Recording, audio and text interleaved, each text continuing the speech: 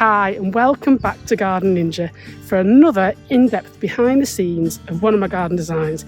There's been some absolutely fantastic comments on my social media saying that this really helps to bring the design to life and also give you ninjas some inspiration for your own garden spaces.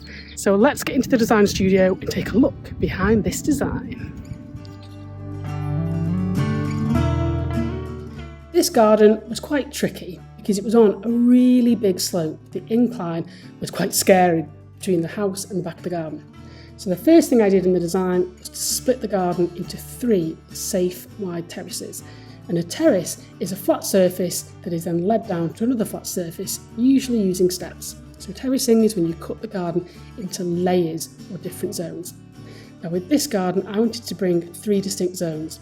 The first, which I've just gravelled in at the bottom, is going to be the barbecue and private zone. I've got 2 trees there and a shade sail, because this is the sunniest part of the garden. So this is where you would journey down through the wooden terrace that I'm now putting in, which is made up of timber sleepers and scaffold boards. The bottom part is where you would have your barbecue and your entertaining, feeling private, away from the neighbours. That middle terrace that I've just put in there, with those wooden sleepers, is going to be the tropical zone, because the client wanted tropical planting. So we're talking about large specimen plants, things like fatsias, we've got a multi-stem amelanchier, a hoharia, and loads of other plants like farfugium, which will give that tropical feel. So the middle is where all the planting is, before you get down to the bottom and it starts to calm down a bit. The central focal point is the amelanchier tree in the centre that I've just painted, and that causes a focal point, and you can walk all the way around it, meaning that there's a journey now in the garden. I then start to introduce all of the tropical specimens and some pops of pink and orange to really brighten up this garden. There's the shade sail going in now, where the couple's young child can sit under out of the sun. You'll also notice there's a slide from the top layer under that gazebo through 2 arches into that central zone. So as the children grow older, it's more of an adventure playground than just a garden.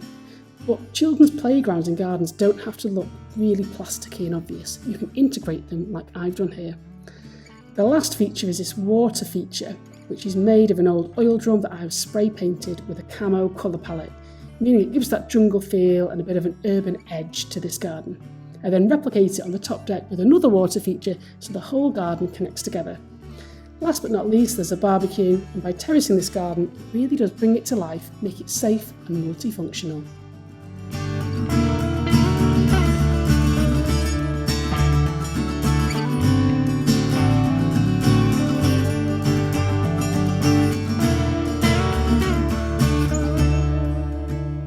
Have you got gardening questions that you need answers for?